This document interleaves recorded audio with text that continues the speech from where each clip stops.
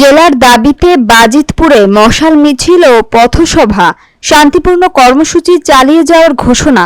বিস্তারিত থাকছে কিশোরগঞ্জের বাজিতপুর থেকে জামাল উদ্দিনের প্রতিবেদনে। কিশোরগঞ্জ জেলার বাজিতপুর উপজেলাকে জেলা ঘোষণার দাবিতে পূর্ব ঘোষিত কর্মসূচির অংশ হিসেবে বিশাল মশাল মিছিল ও পথসভা অনুষ্ঠিত হয়। গতকাল মঙ্গলবার সন্ধ্যায় উপজেলার পৌর শহরের মথুরাপুর মোড় থেকে প্রধান সড়ক প্রদক্ষিণ করে ঐতিহাসিক ডাকবাংলো মাঠ সংলগ্ন স্মৃতিসৌধের সামনে সংক্ষিপ্ত পথসভা অনুষ্ঠিত হয়।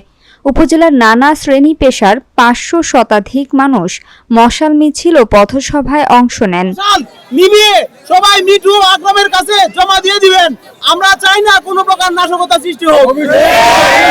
আমরা দেখেছি ভৈরব থেকে একটি শিক্ষা নিয়ে আমরা চাই শান্তিপূর্ণভাবে। পথসভায় বক্তব্য রাখেন বাজিতপুর পৌর বিএনপির সাধারণ সম্পাদক জসিম মাহমুদ জসিম, বাজিতপুর জেলা বাস্তবায়নের মুখ্য আহ্বায়ক বদরুল রহমান, জাতীয় নাগরিক পার্টির আহ্বায়ক রাহাগীর আলম মান্না।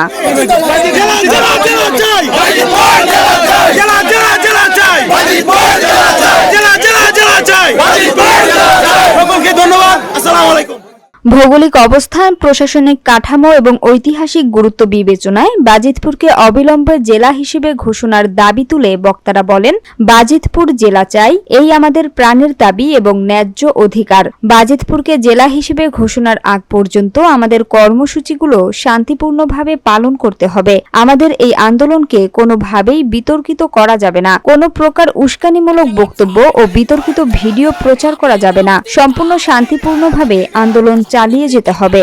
বক্তারা আরও বলেন, বাজিতপুর হলো ভাটি অঞ্চলের প্রবেশদ্বার এবং একটি প্রাচীন জনপদ। নৌপথ, রেলপথ ও সড়কপথ সবকিছুই বাজিতপুরে আছে। 1834 সালে ব্রিটিশ সরকার বাজিতপুর দেওয়ানি আদালত প্রতিষ্ঠা করে। 1835 সালে বাজিতপুর থানা গঠিত হয়। এখানে রয়েছে একটি হেলিপ্যাড ও জেলখানা। বেসরকারিভাবে প্রথম মেডিকেল কলেজ বাজিতপুরে প্রতিষ্ঠিত হয়। ভৌগোলিক অবস্থান, খাস জমি, শিক্ষা, স্বাস্থ্য, ইতিহাস, ঐতিহ্য বিবেচনায় বাজিতপুর জেলা হওয়ার যোগ্য দাবিদার। এছাড়াও মশাল মিছিলে অংশ নেয় বাজিতপুরের নানা শ্রেণী পেশার মানুষ।